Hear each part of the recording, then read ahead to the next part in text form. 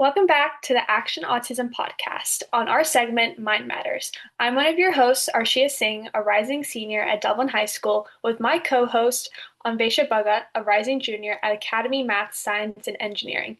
And today we're honored to be joined by a very special guest, Ms. Susan Day from Mindful Arts Therapy. Before we go any further, Susan, can you introduce yourself and Mindful Arts Therapy? Oh, sure. So it was lovely to meet you both and to speak to everyone. Yes, so my name's Susan Day. I'm a mindful arts therapist or coach. And mindful arts therapy is it's art therapy with a touch of mindfulness. So we sort of look at dealing with people and helping people get through all sorts of problems and issues using art. So painting, collage, drawing, and also that building on that presence of being mindful about what you're feeling and where that sort of sits in your body. That's wonderful. At Action Autism, we're involved in advocacy for autistic youth, and we've seen how often emotional struggles are often misunderstood or even dismissed, especially for those who communicate or process the world a little differently. That's why we're incredibly excited to speak with Susan Day today. Susan is the founder of Mindful Arts Therapy, an author, an artist, and a powerful voice in the space of healing through creativity.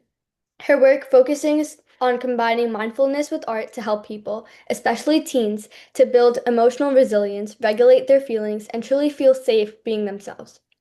In a world that often prioritizes words and logic over emotion and expression, Susan's approach reminds us that healing can be messy, colorful, quiet, and personal, and that everyone deserves the space to be seen and supported.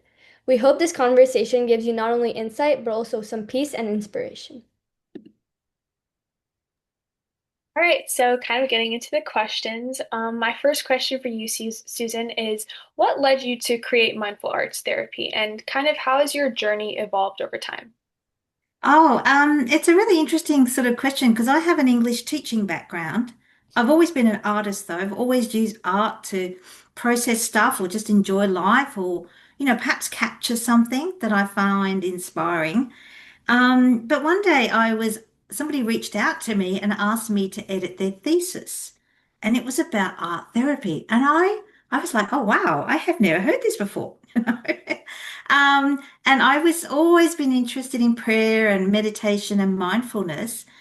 And when I started looking at art therapy and when I started studying it, I kind of realized you can't have mindfulness without art therapy because you need to be aware of what you're doing. You need to be aware of how your body's kind of sitting.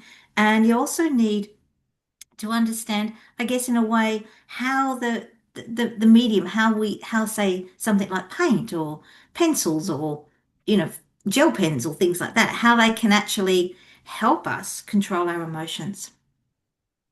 That's great. My second question would be for those who are new to the idea, how would you define mindful arts therapy in your own words? It's really it's a therapy that bypasses normal talk therapy. So you don't need to verbalize, you don't need to share your trauma or if you don't want to, you don't need to express it in words, which can be very difficult if you don't have the words, if you don't fully understand what you need to say. And this is where it really has an impact with the autistic community.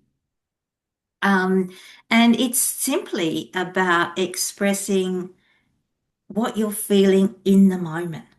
That kind of makes sense. Yeah. So it's not about creating a great work of art.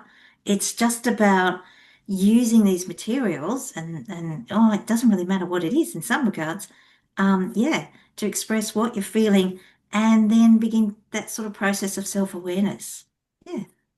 I think that's wonderful, and I completely understand like kind of your approach with that. And then kind of also going on the connection with the autistic community, how would you say mindful arts therapy can support like autistic youth in expressing themselves when words really feel overwhelming? Oh, it can be done, and I'm sure most autistic people are already doing this.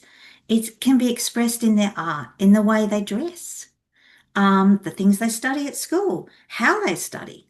I'm old, and and we had a very linear approach to how we were supposed to study and how we would do things. Nobody talked about movement and dance. well, while studying, because you're supposed to be physically sitting down and staring at a book. Now you guys use computers. I use computers, but and taking notes. But no one, we can do all sorts of things now, that we understand how the brain works and how different our brains all are. So for the autistic community, art therapy really offers an opportunity to not only express themselves and their own unique way they feel and what's going on, but also to enhance their lives and yeah, whether it's at school or in the wider community. Definitely. I totally agree with that. Kind of connecting to that. Um, sorry, wait. I lost my train of thought. What are some common themes or emotions that emerge neurodivergent teens to engage in art-based therapy? I think probably one of the common is sort of a sense of frustration, perhaps from not being understood, Hmm. from trying to fit into a world where you just don't. And and also that sort of sense of coming to that acceptance of like, I'm going to be different, but I can still achieve, and I can still dream, um, and I can still do great things. So I think on that, right down on the base of it is a sadness that comes from that frustration, from not feeling that the society or the world understands. Yeah, no, I understand that. I think that solitude and frustration is like deep. It's really important to acknowledge that and recognize that. And I think that's awesome that you're able to like kind of address that with mindful arts therapy. But when you're like, for example, when you're working with clients with autism, how important would you say it is to have that structure and flexibility in art therapy? It's a two it's as a therapist or as somebody in a profession, we do things in a particular order, so that's our structure. um but what's the most important thing for me is I sit back and I will suggest that we use perhaps markers or crayons. But if my clients don't want to do that, I will say to them, well, what speaks to you? What resonates with you? What materials do you want to use today? Do you want to paint? Do you want to build something? Do you want to sculpt something? And there's that flexibility that's quite important because intuitively, even though a lot of us may not be aware of it, our subconscious wants to express, our subconscious wants us to deal with the issues that we're facing. And so it will go, no, I don't want to use the markers. I want to use the crayons. And then we'll work on it. And we don't, it's basically like I might say to somebody, here's a sheet of paper, here's a set of crayons. Think about what you're going through. Feel it, sit with that feeling inside you. Don't judge it and don't criticize it because it's there and it's an important part of you. And now, what I want you to do is pick up one color and just make marks on the paper. So I, there's kind of a structure, but there's not a structure. Does that make sense? And then whatever they come up with is right because it can't be wrong. If that makes sense. You can't get art therapy wrong. If that makes sense. that does make sense. I love that flexibility. So, is there any like creative activity that parents or teachers could do with an autistic child at either like home or school? Oh, absolutely. And some of it's like I just explained is like, perhaps you've got we are like onions, if you like. We have issues that go deeper and deeper and deeper. So we might sort of look at something that is bothering you. So say something happened today at school, or in the community, and perhaps somebody was rude or disrespectful or made fun of you or something like that. Well, you can sit with that and just work with it. And we might draw a picture. We might draw the feeling. I mean, and that's kind of airy fairy and a bit weird, but it's interesting that you can do it one day, this exercise, and then go back and do it in a week's time, and it'll be completely different. And that's a good thing. That's about growth and that's about change. So sometimes it can be just be drawing your feelings, yeah. Yeah, I completely agree. Drawing your feelings, kind of just like taking a step back with the creative aspect. I think that's really great. And then kind of also bridging on that, how would you say in your like professional experience, like how has visual expression or colorful been like kind of impactful for someone with autism? Oh, I think colors are really, really important. As you'll know, there's a positive and a negative to every color.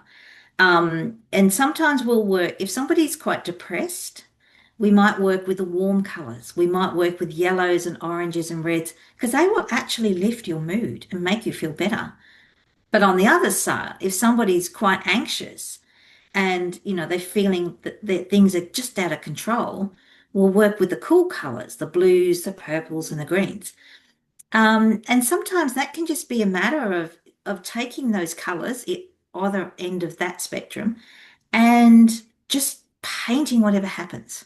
And I know I kind of sound a bit wishy-washy and there's that lack of structure, but I do this myself all the time. And it works. It's just whether you're painting something like circles or swirls or squares, that kind of is your subconscious just expressing what it needs to express.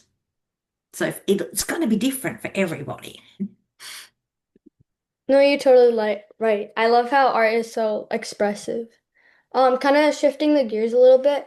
Your books focus on joy and healing. How would you say creative exercises can build empowerment? Oh gosh, that's a really good question.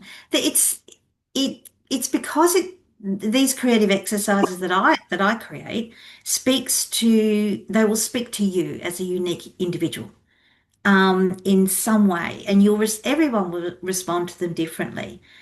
So I used to run classes, and I've just recently moved, so I haven't set up my classes now in the area I've moved to. But in my old classes, I might have 7 or 8 people come every, and I would give them all the same activity. I'd say, this week I'd like you to do this. And they were funny. They used to, oh, we don't want to. They used to complain. But it never ceased to amaze me how different the responses were. They were amazing. And you wouldn't believe that they all receive the same instructions. And so there's this wonderful freedom, this wonderful um, ability to use this creative process, which I think is so underrated in the school system and you'll know, scientists need to be creative, don't you? You need to find an answer to something. So you've got to search out your different responses.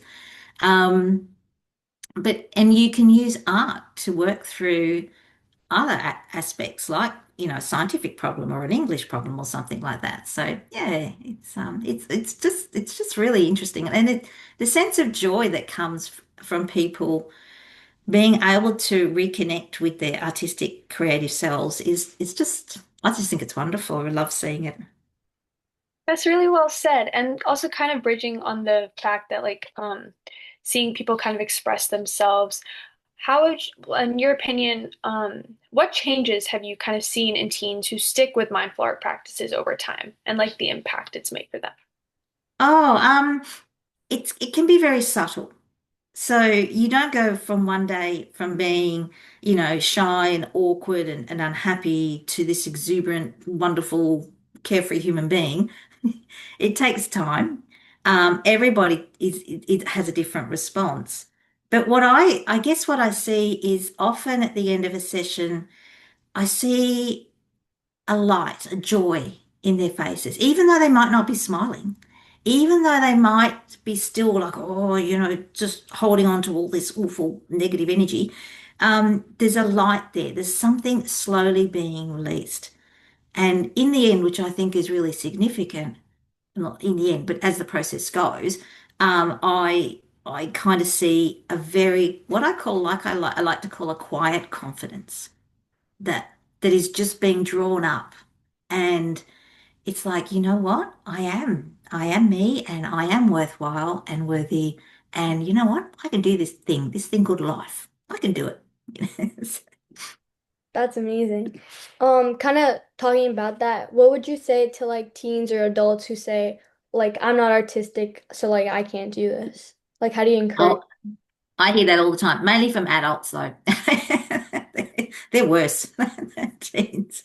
My philosophy is if you can hold a pen, you can do art therapy because we're not creating something that goes on the wall. We're not creating a masterpiece. I myself have dealt, like recently, I had a terrible disappointment and there was nothing I could do without it. Things just got taken out of my control, and something I wanted to happen didn't. So I sat down and I just drew lines and I worked until while I was processing the emotion.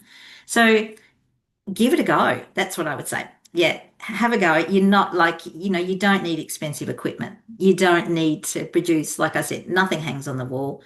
Nothing is wrong. So we don't judge, we don't criticize. It's not my job to do that at all. If you saw my art therapy journal that I did while I was studying art therapy, you might think a kid had done it, because it's just like circles here and there's bits here and, you know, but it's about using the materials as a way, a flow to get through things. So yeah, anyone can do it. Trust me. And I've had to deal with some pretty grumpy old people and, and watch, I shouldn't say that, but watch this complete miraculous change. Yeah, just really wonderful. It is truly relaxing. So what would you say, what's next for you in mindful arts therapy? Are there any new projects you'll be working on in the future? Oh, well, as somebody with ADHD, as an older, yeah, of course, there's always something happening. I'm currently working on a membership scheme, particularly for professionals who might want to introduce art therapy to their counselling services, psychologists, like people working with maybe couples or grief therapists who, it's something that works beautifully along with traditional talk therapy. It is something that people tend to think, oh, it's just for kids.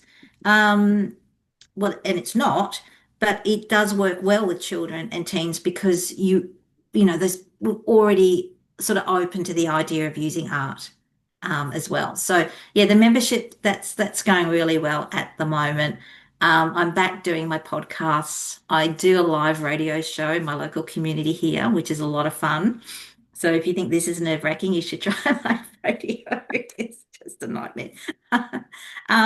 So yeah, I've always got something up the sleeve, and there's a couple of books in the works that I need to get back to. Well, we're excited to read them. And what's the live radio show that you have called? Oh, it's actually one of my other passions is animal rescue. So Oh, it's on yeah. So I work with a lady who runs a cat rescue group, and we talk about animals. We talk about all the wonderful things about the animal world, and it's just about informing and educating people, and we have a lot of fun. It's called Animal Crackers. There's a song by Shirley Temple. I don't know you girls know Shirley Temple. Yeah, that's it. So that's our opening song. That's our opening cue. Is little Shirley Temple singing the Animal Crackers song, and yeah, we have a lot of fun, a lot of fun. And we have a lady who is another co-host, and she brings in her chicken. I bring in my border collie. So we we fill the studio with fur and feathers, and usually me laughing at my own mistakes. But yeah. that's so lovely. How old is your border collie? Oh, he's nearly 7, so he's getting old. Yeah, That's lovely. I love dogs. me But yeah, too. Don't kind tell of, the cats. The cats are running around now. It's yeah. So kind of wrapping up today's episode, if you could leave our listeners, especially autistic youth, with just one message, what would it be? trust in yourself. Trust in your intuition. If something doesn't feel right, it's not right. But also trust in the sense that sometimes things feel uncomfortable, and that's okay because that's part of your growth. And like I'm still working through that stuff too. So it's a lifelong process. But yeah, trust and be patient. And yeah, grab those crayons, grab those markers, have fun. No, definitely. So thank you so much, Susan, for joining us today. And thank you for sharing your insight, your experience. This conversation reminded us that healing always doesn't look like fixing it. It could also look like creating, breathing, and just being present with yourself. And Absolutely, it was additionally, my pleasure. Sorry. Thank you, no problem. Additionally, if today's episode resonated with you, we encourage you to check out Susan's work at Mindful Arts Therapy and just try one of her simple, powerful prompts. You never know how one doodle or moment of stillness might open a door to healing. Until next time, thank you for being a part of the Action Autism community and for helping us build a world where neurodivergent voices are not just heard but celebrated. Okay, thank you.